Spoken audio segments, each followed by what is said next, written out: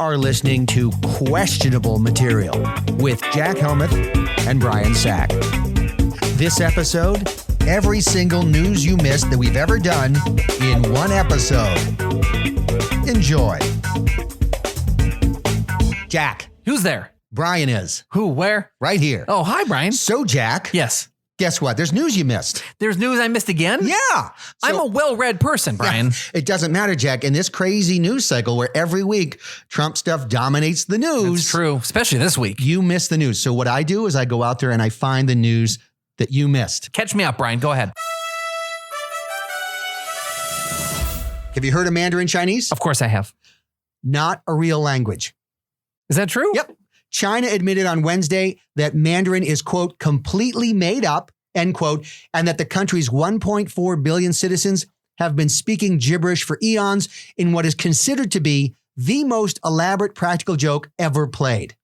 What? Yes. Chinese President Xi Jinping, whose real name is Tim Jenkins, said that they decided to pull the plug on the prank after realizing that stupid Westerners were never going to figure it out. He said he could not believe that people thought all those squiggly words meant anything, and his countrymen were all stunned at how many American mommies succumbed to a trend and forced their kids to learn a language that didn't even exist. Now, Chinese President Jenkins then declared that from now on, English was the country's official language, and Tiananmen Square still never happened.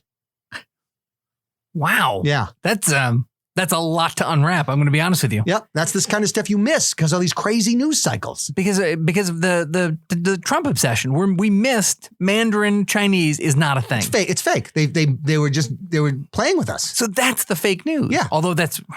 Yeah. Now these are the kinds of things you miss in these crazy news cycles. That's crazy. Is there anything else? Yeah. Oh, yeah. The state of Connecticut has passed sweeping legislation that mandates that by 2023. All public restrooms in the state must be gender-neutral slop troughs. Now, Governor Ned Lamont, who took office in January this year, now he's expected to sign the bill, which is going to remove all urinals and toilets from public restrooms and replace them with a stainless steel slop trough. Now, all genders are going to be able to urinate, defecate, and expectorate into the slop troughs, which will be 2 feet wide, 12 feet long, and quite low to the ground so people can access them if they're dressed like My Little Pony. You there, Jack? I know I'm here. They're really covering the bases. They really are. See, that's the kind of stuff you miss. That seems like big news. I feel like I should have heard about that. That's what fell through the cracks. It definitely fell through the cracks. There's more, Jack. Is there? Yeah. Okay, what else happened this week? A British scientist says it's going to take a lot more than paper bags and paper straws to save the world. Ian Stewart, who's an inventor from Manchester, England, just revealed his design for the world's first paper condom. Now, according to the English newspaper, The Independent, Stewart says that he came up with the idea for a paper condom while home last Saturday night. And he said he has a hunch it just might work, and he hopes to find out before he's 40. Wow. Huh. It seems like that the body's natural rhythms would not take to a paper condom. One way to find out, Jack. Is that creeped me out the way you said that. Well, that's what Ian Stewart said. Oh, okay. Oh, gosh. Okay. Yeah. So it's an untested product. It's untested, but he hopes to test it before he's 40. Okay. Maybe he could meet a nice girl at the slop trough. Yeah, possibly. You never know. Yeah. There's going to be everything there. There really is. Okay. I mean, there can't be more. There is more. It's a hell of a lot of news. There's more big news that you never heard about. Okay. What else? Ready? Yep. So the 2019 World Happiness Report is out, and the happiest nation on earth is? Pakistan. Nope. Close. Guess again. America. Nope. We're, I think, 18th or so. Okay. Guess again. Sweden. Close. It's Finland. Okay. The third guess was actually close. None of the other two were close. You're right. You're right. Because I don't know maps, but Pakistan, I guess, is not close to Finland. No, it's not. You're right.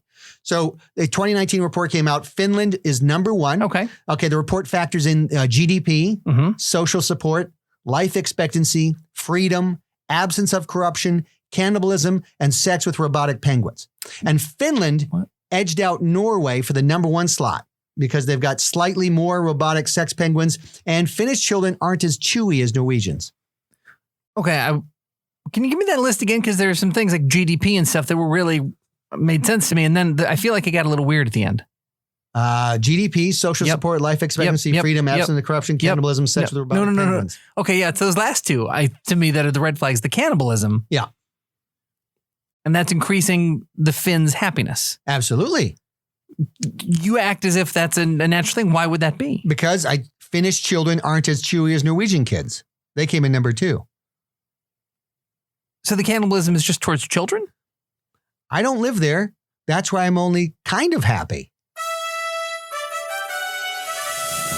Doctors from a university in upstate New York have put out a paper claiming that obesity, once thought to be a result of poor dietary choices, is actually caused by tiny, invisible gypsies. Really? Yes. Now, Dr. Ryan Garfunkel is an overweightologist at the Cornell University Biggies Lab. And Garfunkel said that he has evidence that tiny, invisible gypsies sneak into our houses at night when we're sleeping and fill our bellies with a highly caloric ghost foods. Now, he said it's uncertain why these invisible little gypsies do this or how ghost foods pack so many calories. But one thing is more than certain, and that's being morbidly obese is nobody's fault but those mean little gypsies. Huh. And that's at the Biggies Lab? That is the Cornell University Biggies Lab. Huh. And that's where Dr. Ryan Garfunkel, an overweightologist. Oh, this is overweightologist. Yes. Huh. I mean, that doesn't seem, I'll tell you, from the science that I have read, that doesn't seem accurate. Well, you're wrong. Where is that published? It doesn't say. It said he put out a paper. Okay. Well, you know what? Heck with it. I believe him. A definitive study has finally proven that wine is good for your health. You know how they go back and forth all the time? Every few weeks. It's over. We know now. Oh, it's great. It is good for your health. So a 12-year study commissioned by the Ernest and Julio Gallo Center of Science found that drinking 1 to 2 quarts of wine a day enriches the blood, neutralizes all the bad things, and makes you feel good all over.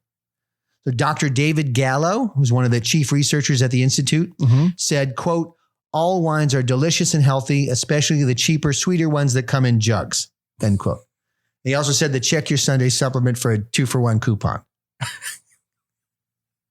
Hey, man. Science. Yeah. Yeah. Jack, more stories, more news that slipped through the cracks. So you found another one. I did. Please tell us. A jury of playground mommies found Jared Cale of Paducah, Kentucky, guilty of attempted murder for deliberately brandishing a peanut near their beloved children. Oh. Now, it took the jury less than a minute of deliberation to hand down the verdict. Cale claimed he had no idea a peanut was so incredibly deadly and that he had only wanted to eat a peanut, not kill their children. Judge Karen Hoffman told Cale that a tornado could have whipped the peanut from his fingers and deposited it into the mouth of a child who might have had a rare lethal peanut allergy. Uh-huh. So much stuff gets by us. It really does. A Florida bum hopes that laughter is the best medicine when it comes to helping his drug and alcohol addiction. Martin Cruz of Palm Bay, 32 years old, said he wrote, "Why lie? I need a beer," on a piece of cardboard that he holds near the I-95 off-ramp. Now, Cruz told the local paper that he hopes the whimsical sign will make people laugh and give him money rather than accuse him of being a lazy, good-for-nothing freeloader. And when asked what he hoped to do with the potential economic windfall, Cruz made a gesture that suggested he might inject it in his arms or drink it. I don't mean to laugh. I was thinking about something else. Right. Okay. And it seemed early on in that piece, when was that written? Because I think he used the word bum. I like it. It must be written by an old person. You don't like the word bum? I prefer bum. You probably these days have to say home uncapable. Home uncapable. Home denied. Yeah. Something like that. But are there any more stories? Yes. What? Jack, do you like blueberries? They're okay. They're okay. Well, if you do or don't might depend on your politics, Jack. Oh. So it turns out that blueberries tend to overwhelmingly vote Republican. Yep. Gallup conducted a poll of 43 random Blueberries last week. 29 of them said they had voted for Donald Trump in the 2016 election. 6 voted for Hillary Clinton, and 2 stated that they voted for whoever the forgettable libertarian candidate was. Oh. Now, 8 Blueberries abstained from voting either because they disliked the candidates or they'd been added to a smoothie because of their antioxidant properties. Huh. Okay. How well do you know the Gulf states, Jack? Not particularly well. Okay, well, the Persian Gulf state of Qatar will be changing its name because so many people have had issues pronouncing it. Oh. Emir Tamim bin Hamad Al Thani, who inherited the country from his dad, says that the proper pronunciation of his country's name is Qatar, but the majority of folks and infidels call it Qatar. Now, he said that changing the name to something easier to pronounce was a no-brainer since he can unilaterally make decisions because he's a monarch. Yeah. So starting next Wednesday, Jack, the country will go by the name Terror Financing Arab Monarchy Number 4.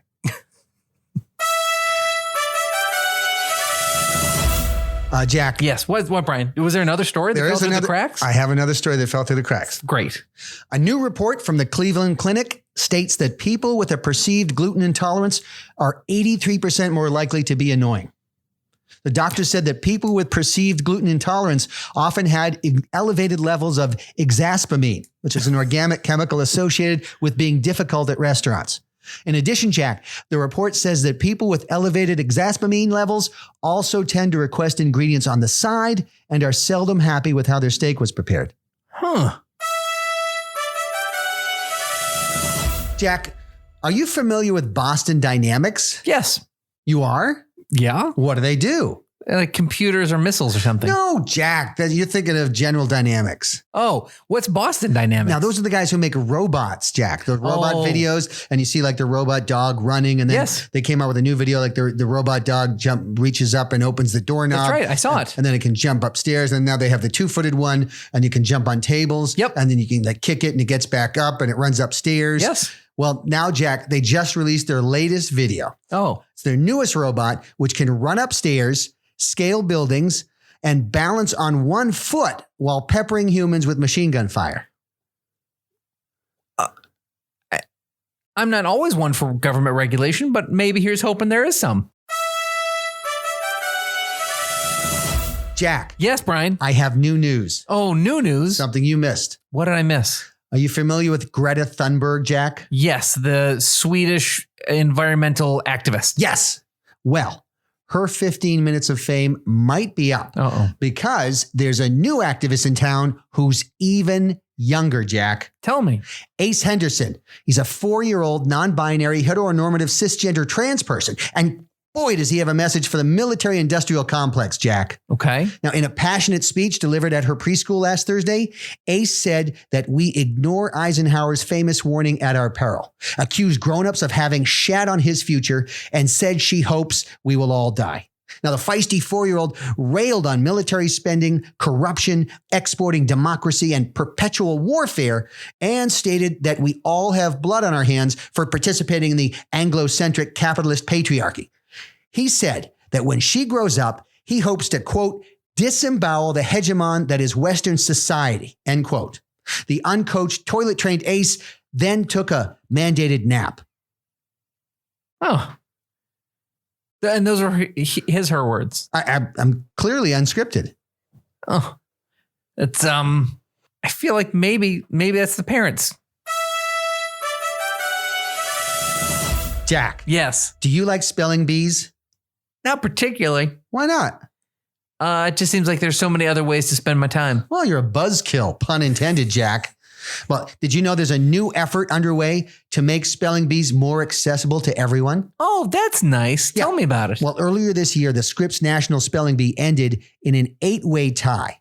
And people couldn't help but notice that of the 8 winners, 7 were kids of Indian and Southeast Asian ancestry, which suggested that they came from households that valued education and learning. Now, critics say that the immigrant families had an unfair advantage over traditional households that lacked oversight or structure. And in an effort to level the playing field, some are recommending that future spelling bees become more inclusive by focusing on words that most people know, like Netflix and OMG. Oh, that makes sense. And we're calling OMG a word? Sure. Jack, I got new news for you. I love new news. That's the best kind. Yeah.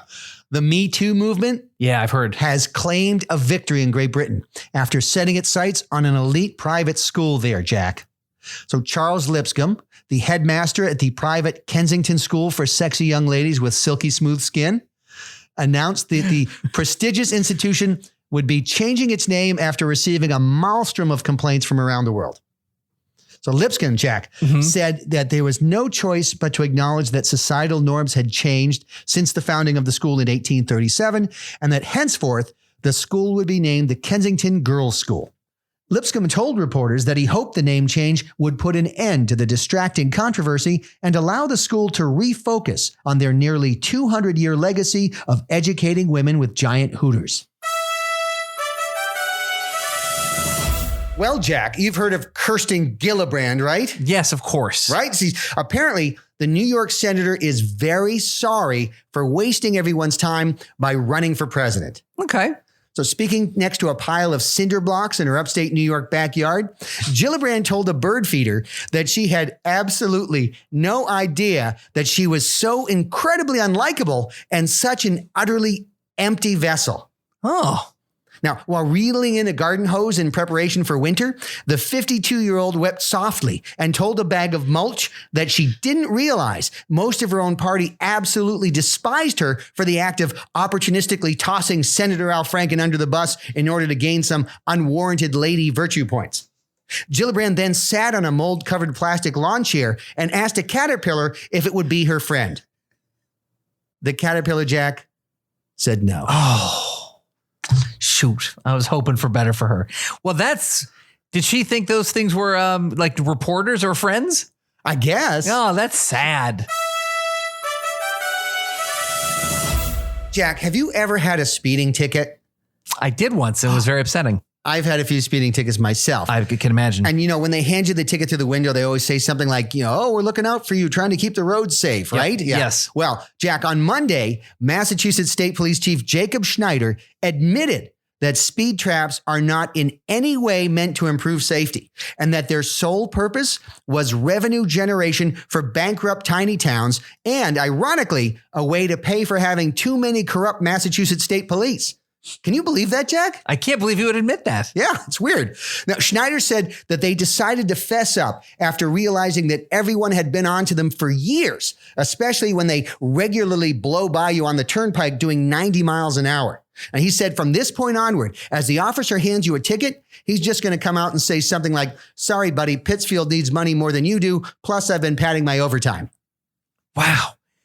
Brian, it almost feels like that story is personal. Nope.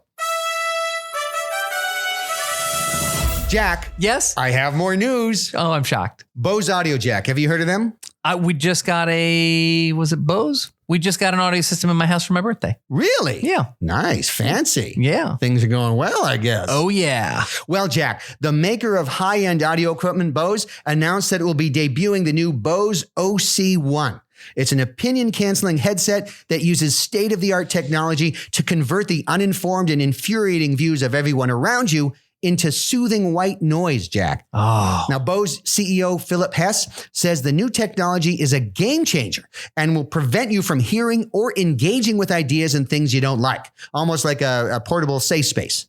The company hopes to release their opinion-canceling headsets right before Thanksgiving so that you can avoid hearing your stupid uncle rant during dinner about his half-assed politics, which were formed after something someone said on The View. Now, Hess said that he believes the OC1 will be incredibly popular during this coming election year. And he also cautions that while they will prevent you from hearing opinions you don't like, they can't prevent you from seeing opinions you don't like. So he recommends removing Twitter and Facebook right before poking your eyes out.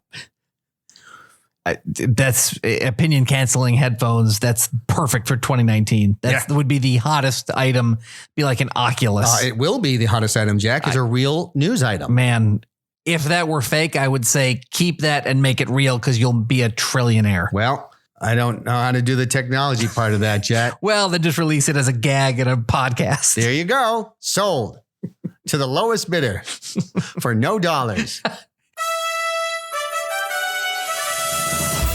According to AM New York, which is a free local newspaper that sits in a box on the sidewalk, a group of Brooklyn parents are outraged after learning that their first grade children attended a drag queen story time at a local library.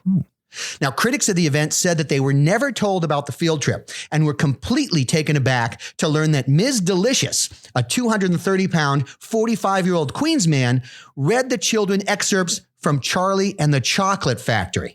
Now, one student's mother said she was disgusted to learn that her son Atticus was exposed to something as vile and unacceptable as a book celebrating the enslavement of Oompa Loompas.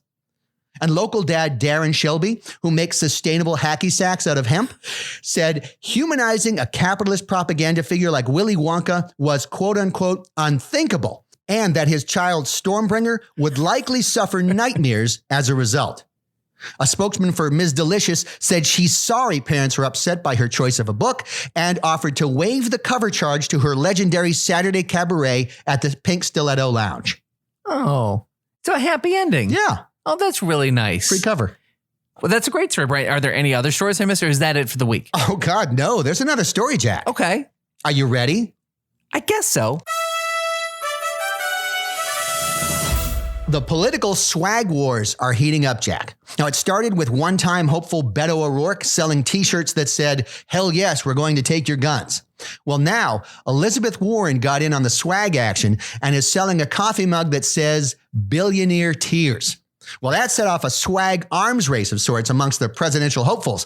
And now the Bernie Sanders website is offering a gasoline siphon that says, "What's yours is mine." Not to be outdone, Joe Biden announced that he's selling a large canvas tarp bearing the Biden campaign logo and the motto, "Let's Found America," which he says will look great on your covered wagon as you make your way along the Oregon Trail. Wow. Yeah. Oh, okay. Yeah. That's interesting. And so Bernie just wants you to suck gas out of cars. Suck the gas out of other people's cars. Okay. And it's yours. What's yours is mine. That's really, and how much is he charging for that? That is $39.95. Okay. That seems reasonable for all the money you're going to save in gas. Absolutely. It pays for itself. It's $3-something a gallon if you want the super premium. And even if you don't support Bernie, I think maybe it's worth a visit to the website for that. I would. Yeah. I spent a lot of time there yesterday. Yeah, I bet you did.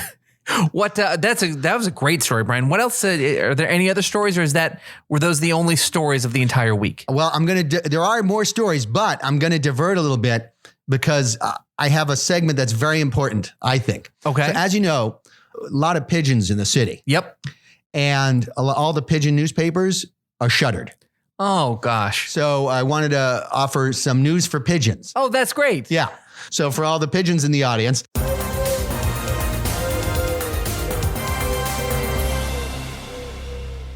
Laszlo McFootmissing of Midtown passed away Thursday after drinking a green liquid with cigarette butts in it at the corner of 56th and Park.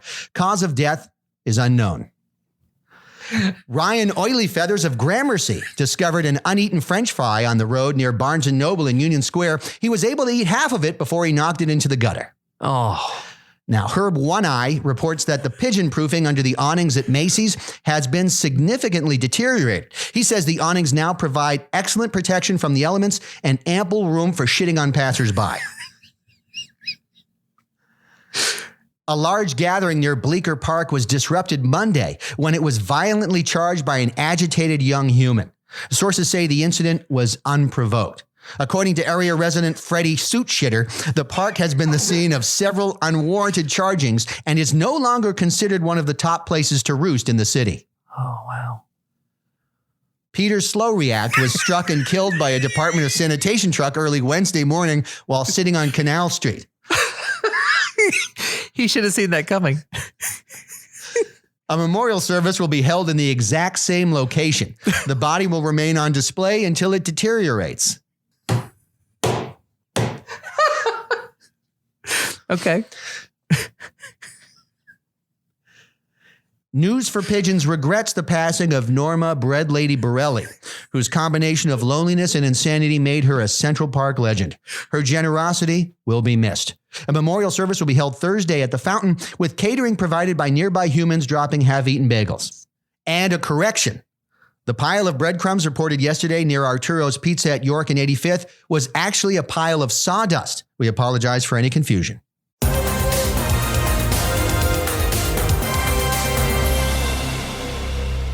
Jack, you're married. Yes. Do you have a wedding ring? I'm wearing one right now. Oh, me too. Oh. Well, did you buy an engagement ring for your lady? I did. Oh. Well, Jack, a Kentucky man spent an unthinkable sum of money on an absolutely necessary engagement ring last Wednesday in the hopes that his longtime girlfriend, Karen Wilford, will see the expensive gesture as a significant step in their relationship and not a harbinger of future financial calamity. Paducah native Daryl Simmons, 31, says that he spent 2 months of his salary on the diamond ring, just as recommended by the people who sell diamond rings. When asked if he had considered getting a second opinion on the purchase, he told the Times no, saying that he felt strongly that people who sell diamond rings probably know best what to charge for them. He then hopped into a 2019 Kia Sorento, for which he paid full sticker price because that's what the dealer said it cost. In a follow-up with the Times, Simon said that his girlfriend said yes and that they hope to begin their life together with a remarkably expensive wedding worth 10 months of his salary. Ooh. It seems like he's making a lot of bad choices. You know, that's how it begins. It is. Well, good luck to that happy young couple. Yes, sir. So members of Extinction Rebellion, a climate activist group, said that they were absolutely gobsmacked that a recent protest didn't garner the kind of enthusiastic support they had anticipated that it would. Now, Marquise Chisholm, a spokesman for the group, said that they were certain that blocking Fifth Avenue during rush hour would have helped countless thousands of people, quote, see the light of the climate threat, end quote, and join Extinction Rebellion's cause. Margarita Gonzalez, a mother of 3 and one of the motorists stuck in the chaos, said that while she fully appreciates that there are climate issues that need to be addressed sooner than later, she missed her fucking flight to Puerto Rico to see her family, and these entitled college can go themselves, self-absorbed, privileged who fucked up her family reunion, not to mention everyone else's plans that evening. Chisholm said the blowback has forced the group to reconsider an upcoming plan to keep elderly people from getting dialysis. Wow. Really upset Margarita. Yeah, what's a salty. She did not mince words. No, man alive. But, you know, when you block traffic for people, I guess you're going to rub some people the wrong way. Well, you'd think people would look ahead and think that's not the best way to get people to your side. You never know, Jack. You never do. Just never know.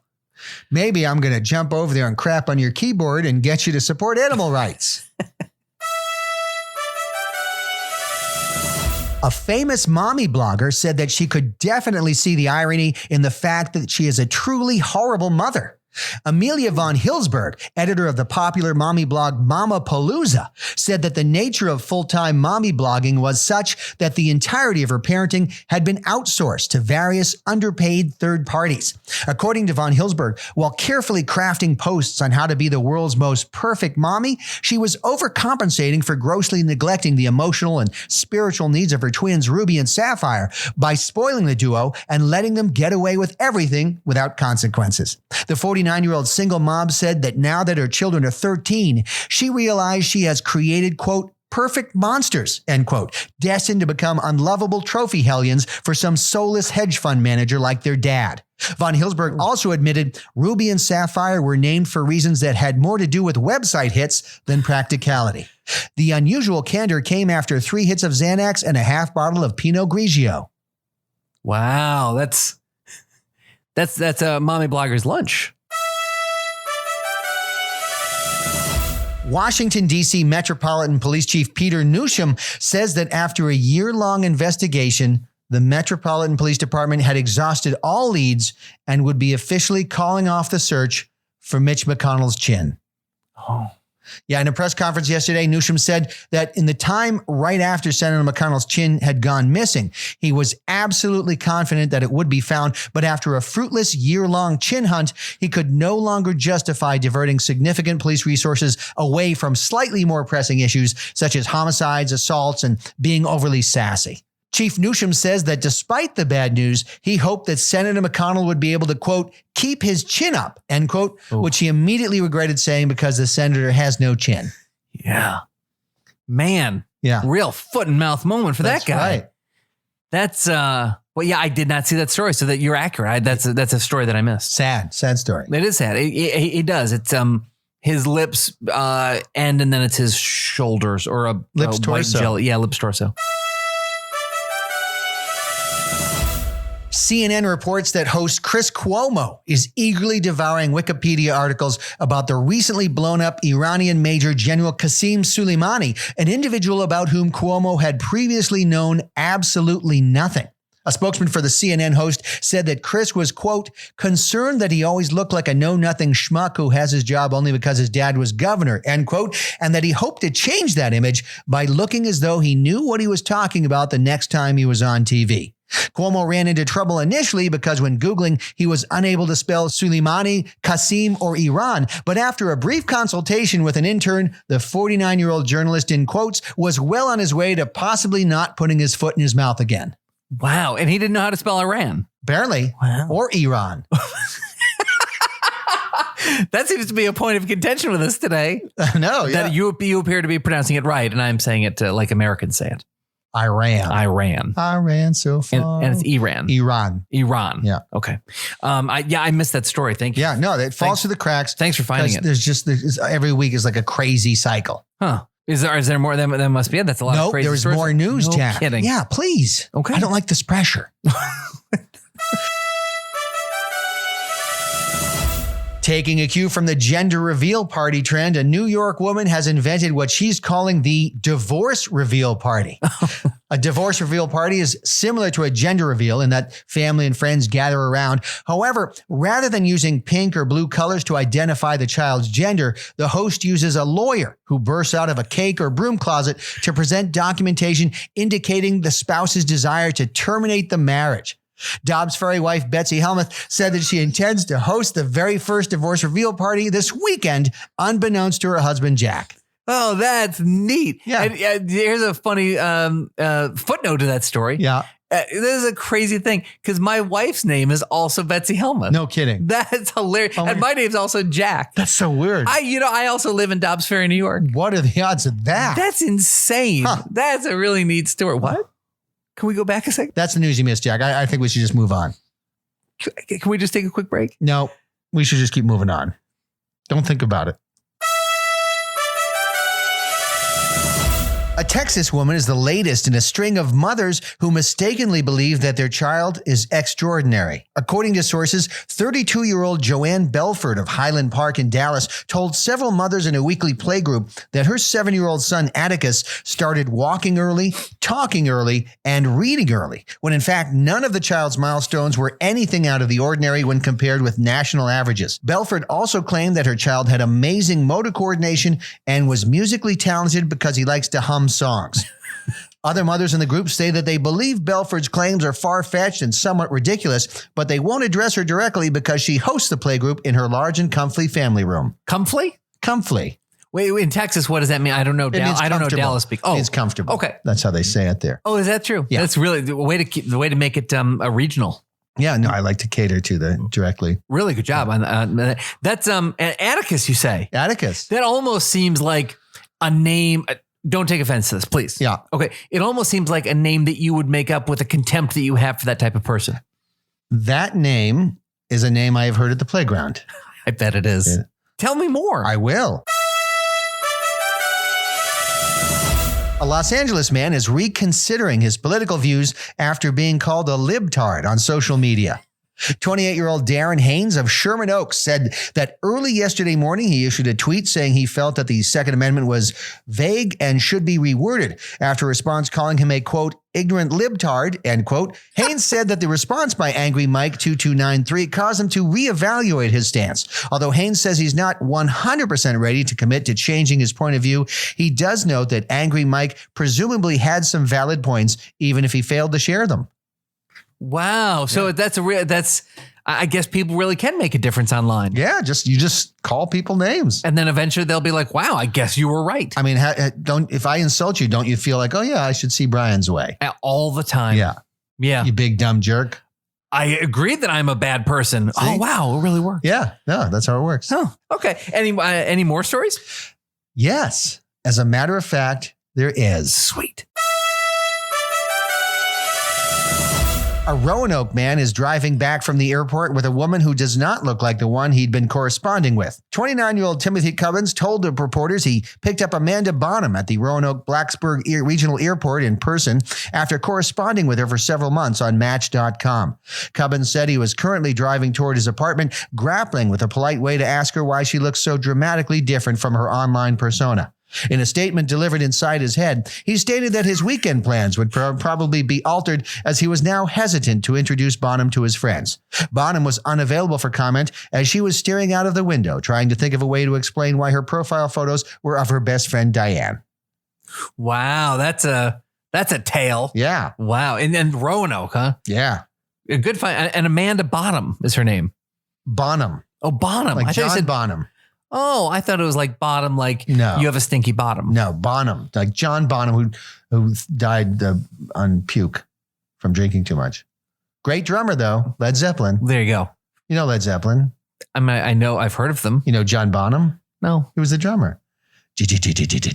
Oh, drum sounds. Oh, now I know his work. Okay.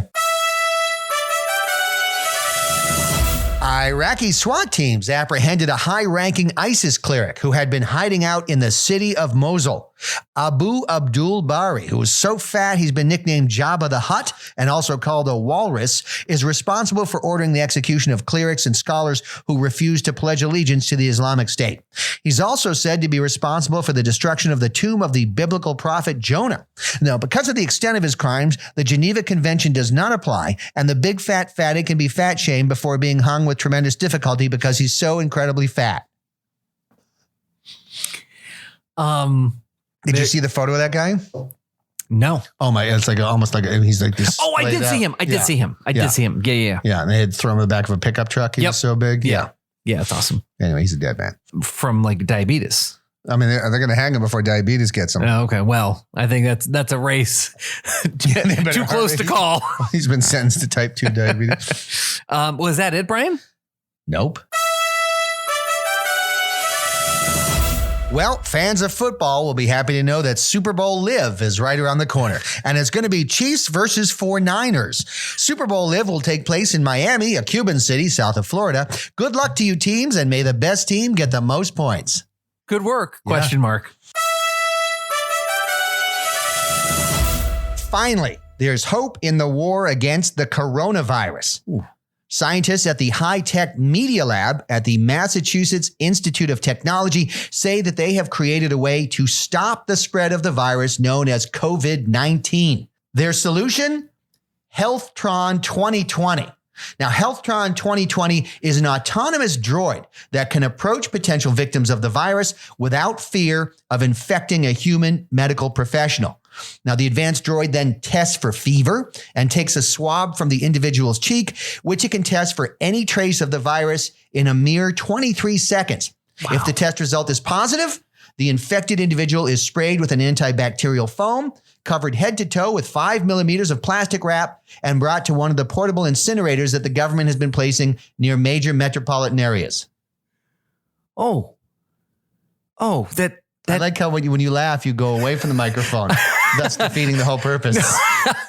I did laugh, but I'm concerned about that story. Yeah. I laughed because I did laugh, but I didn't want people to think that I was so callous because I'm concerned. Yeah, no, it's dramatic. Sure, it's different.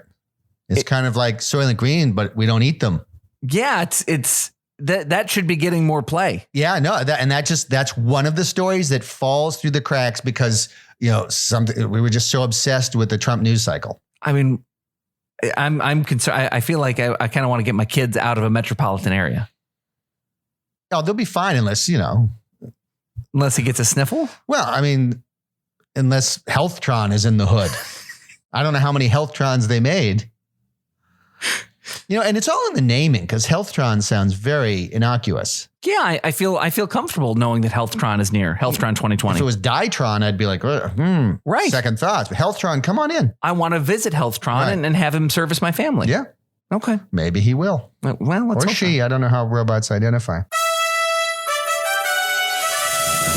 In other coronavirus news, Jack, Cleveland-based coronavirus energy drink will be changing its name after watching sales plummet over the past month.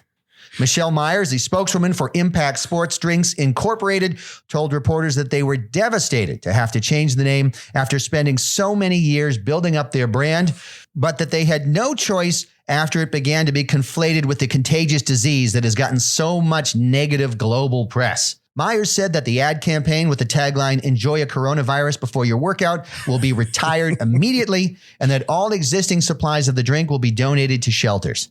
Myers said that they had no plans to relaunch the drink in the near future and would instead focus on their line of vitamin gummies, Gonorrhea Chews. All right. So this is sort of like when countries get the Super Bowl champion shirts of the team that lost. Right. So it's That's like, right. you know, there are a bunch of kids with the, who thinks the Bills won 4 Super Bowls. Sure. Yeah, they're really good at football. God, those Buffalo Bills, they are great. That's it's sort of like the actual AIDS candy that existed in the 1980s. Right? AIDS. Yes. Yeah, lose weight with the help of AIDS. That's right. That was a thing. That was a legit tagline. Yeah, YouTube that. That is a thing. Lose weight. I lost weight with the help of AIDS. Yay. Yeah. AIDS, I remember. I have another story. May I hear it? Yep. Reuters is reporting that a 24-year-old Portland man is so desperately in need of attention that he commutes to work on a unicycle. Baron Wilders has several methods of getting to work available to him, but chooses the silly one-wheeled vehicle in an effort to seem whimsical and cool. Wilders told Reuters that, quote, "Anyone can ride a bicycle, but unicycles are much more difficult, and by virtue of riding one, that makes me stand out. I refuse to be boring," end quote. According to sources, Pamela Todd, a 25-year-old resident, witnessed Wilders riding down her street and allegedly told sources that she wouldn't, quote, "touch him with a 10-foot unicycle." That's very Pacific Northwest that she would even talk. Pamela Todd would say that. Yeah. In that way. That's a 10-foot unicycle. Yeah. That's how they talk up there. Yeah, I guess so. Weird, I've never been. It just sounds like a weird place. Is that all the news I missed? That is all the news you missed this week. Well, that's a good way to find that stuff. You know, that's what you do. You got to dig deep and you find it. It's there. You defy my expectations every single time. I know. That was all the news you missed from Questionable Material with Jack and Brian. Please subscribe to the Questionable Material podcast and make sure to review it if you like it. We have a website, qmpodcast.com.